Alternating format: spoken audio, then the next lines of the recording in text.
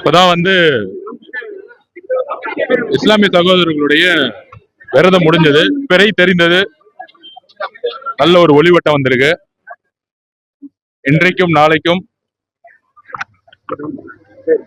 இறை தூதர் நபி அவர்களுடைய வாக்கியப்படி நம்ம அன்பு செலுத்துவோம். அண்ணன் சேகர் பாபு அவர்களுக்கும் எல்லா திமுக காரங்களுக்கும் நீங்க விமர்சனங்கிற போர்வையில எங்க மேல அவதூறுகளையும் அபாண்டமான வார்த்தைகளும் சொல்லிக்கிட்டே இருக்கட்டும். நபிகள் நாயகத்துடைய வழியில் நாங்கள் அன்பையும் மக்கள்கிட்ட ஆதரவையும் நாங்கள் சொல்றோம். இதுதான் அவருக்கு செய்தி. இதுக்கு மேல அவர் பதில் கொடுக்கறதுக்கெல்லாம் நமக்கு நேரம் இல்லை.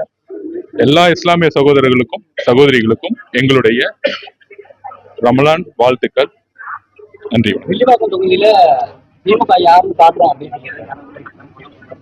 5 வருஷமா இன்னும் எம்எல்ஏவே இங்க பக்கம் வரல. அந்த எம்எல்ஏ முதல் காமிக்க சொல்லுங்க, அதுக்கப்புறம் புதுசா ஒரு எம்எல்ஏ உருவாக்கட்டும். இதுதான் மக்களுடைய கோரிக்கை. ஜெயிச்ச பிறகு எம்எல்ஏ இந்த பக்கமே வரல. முதல் ஜெயிச்ச எம்எல்ஏ கண்ணு முன்னாடி காமிக்க சொல்லுங்க.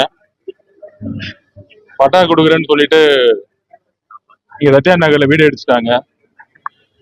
அவங்க சுப்ரீம் கோர்ட் வரைக்கும் போறதுக்கான எல்லா விதமான சக்தியும் இருக்கு. ஆனா அரசு காரணத்தை இடிக்கிறாங்க.